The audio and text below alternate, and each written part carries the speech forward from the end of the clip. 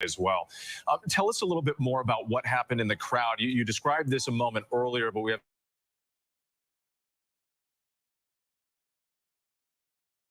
heard that it did appear that law enforcement rushed a specific area. Yeah, so it was this sort of split screen that we saw play out with. First, initially, we heard this series of popping noises. Then we heard screams from the crowd, people shouting, "Get down, get down." We were on the press riser. We had just finished doing World News Tonight with you, Whit. We were live on the air, and just minutes after the former president took the stage, this is when all of this happened. He had only been on the stage for a matter of minutes. So you hear these popping noises, and then after that, what we hear were screams. We all looked, turned over our shoulders, of course. We see Secret Service agents swarm the former president. They rush and shield him, essentially, using their bodies as shields to get the former president down. Also then, if I'm standing on the riser, it was over my right shoulder. What we saw was then Secret Service agents and law enforcement officials swarm another area that was on the riser. And there we saw, I'm not sure if it was one person, I am not sure if it was multiple persons, but what we saw was Secret Service and law enforcement agents swarm that area in particular and then escort someone out of that area. So we have no idea necessarily what exactly happened during that time. We know that there were people that were just getting down during that moment, and there were screams. Then it took several minutes. First, we saw the former president being rushed out. Obviously, what we saw was the former president. You've seen those images. He stood up, he put his fists up, and it was a sign and signal that he was okay. The crowd then cheered. And then after the former president was rushed into his own vehicle, and that vehicle was taken away, then we saw that separate area clear, where Secret Service agents and law enforcement agents had surrounded possibly another individual, and that person was then taken away. It was only then did we start to see the crowd sort of clear. And there was this sort of moment where people didn't necessarily know what exactly to do, whether or not it was safe to leave. People were looking around, asking if it was okay. We're hearing a helicopter right now. You can see it there that's taking off right now. And then we saw law enforcement officials. They came out. They started putting crime scene tape to rope off that area. Members of the press, we were sort of the last ones that were escorted out and told to leave. We were told to leave everything behind, but there were certainly these moments where people were just very confused, didn't know exactly what happened, and were rushing to just sort of exit the area as Secret Service and law enforcement officials were trying to block off the area where this occurred with. All right, Rachel Scott for us again with those remarkable moments as they played out. And these images as well with the former president pumping his fist, what appears to be, well, again, we're not sure, can't confirm, but what appears to be blood dripping down his face, and the cheers of the crowd as Donald Trump got back up onto his feet and was then led away by the Secret Service. Let's bring in our Chief Justice correspondent, Pierre Thomas, who's been watching all of this. And Pierre, time and time again, you've been talking about the political threat level, the environment in this country for months. Again, still a lot of information that we're waiting to get here, Pierre. But talk about what your law enforcement sources are telling you. And we're also getting more information about the former president's condition. Indeed. I've talked to a number of sources, and one thing that they're fairly comfortable saying is that they do not believe that former President Trump sustained any sort of life-threatening injury. They are being very careful about what they can release until they can get a more full accounting. Officials in Washington reaching out to the authorities there. We're told that the White House has been briefed. President Biden has been briefed.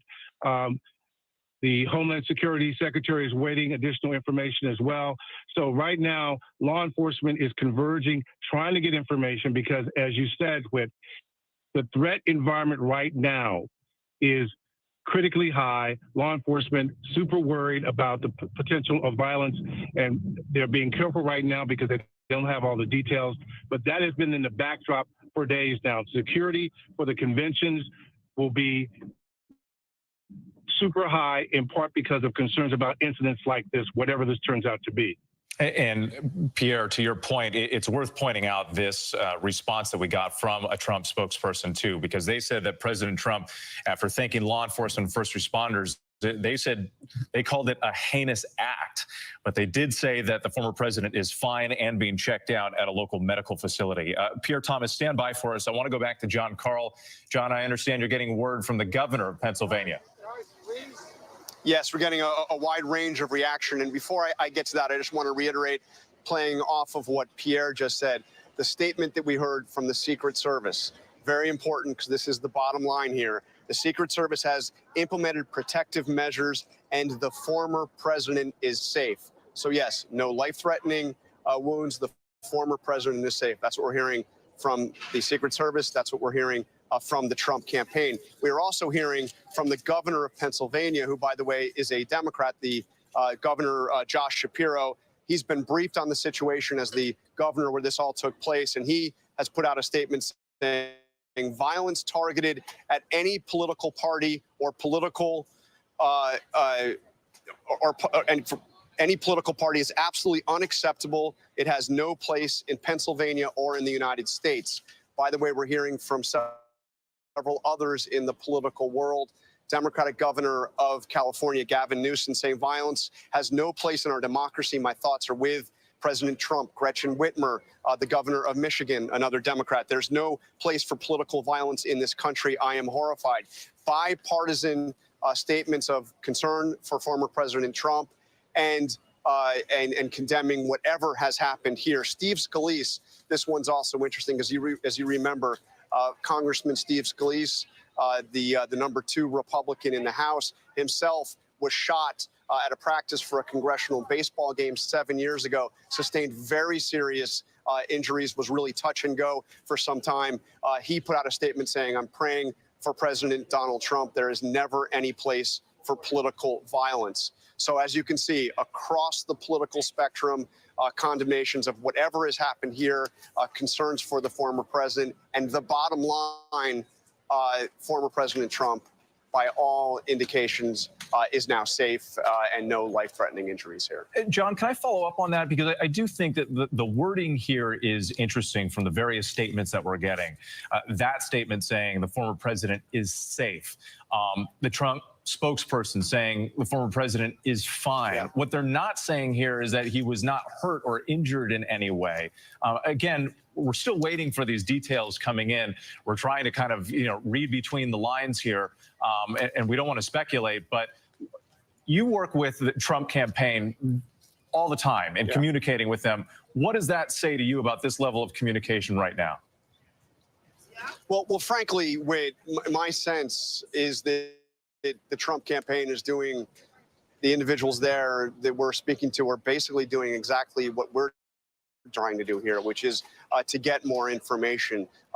And in a situation like this, the first priority for the Secret Service is to make sure the president is safe, to get him to safety, and then to treat him. Their first priority is not getting us information. So we've gotten the very basic information, which is that he is safe. They have implemented further protective measures, and that the injuries here are not life-threatening. But beyond that, we just don't know. And frankly, I think even those very close to Donald Trump at this point are trying to get further detail about exactly what happened and how he's doing. All right, John, we're going to John Santucci, who I know has been communicating. What more are you learning tonight?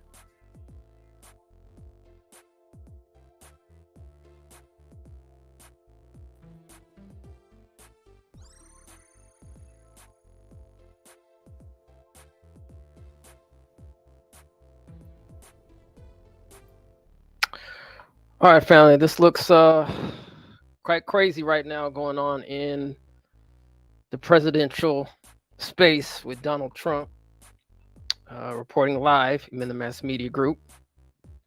So hope everyone is having a wonderful Sunday today. Just Sunday, tomorrow Sunday. Today is Saturday. Let me see. I'm just going to go ahead and I'm just testing, make sure.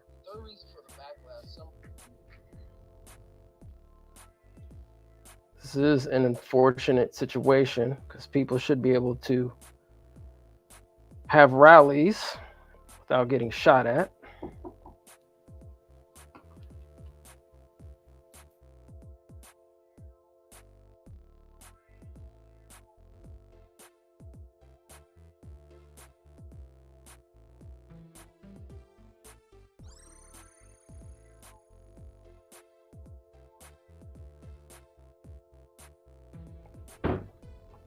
Yeah, this is crazy, man. What's going on? Anyway, I'm just trying to make sure that my microphone is set up okay, so I can continue. Shouldn't be long. Should be pretty brief. Let me see here. Actually, tomorrow probably will go live to talk about some other things. Let's see.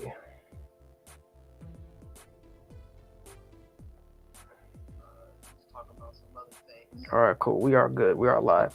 All right, thanks, family, for joining. This is Emin the Mass Media Group. Once again, hope everyone is having a wonderful Saturday, and tomorrow is Sunday. So, family, please be safe out there in them streets, real streets. If you are going to a rally or any political event, once again, please be safe.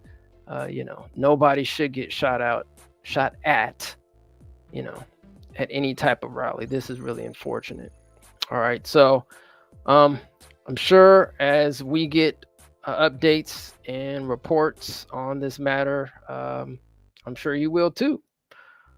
Tomorrow we are going to be talking about the 3/5 compromise and the Electoral College.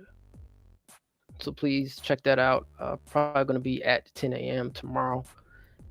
And I think that's about it, family. So once again, just wanted to give everybody an update on what's going on with Trump. On the note, y'all be safe, be easy, and as always, peace and reparations to your family.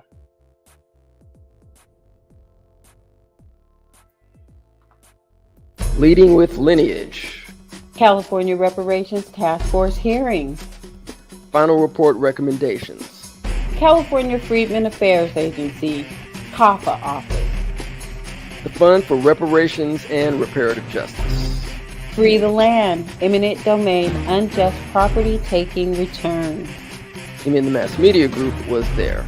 Reparations Now, the documentary where it all began. Released Juneteenth, 2023. Now listen, if you can't handle the TR rules, don't tune in. Available to watch on Tubi TV and other streaming outlets. As always, thank you for the support.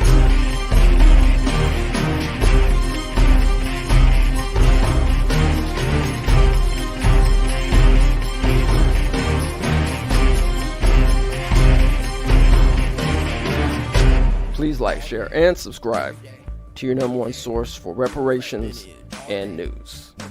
Until next time, peace and reparations.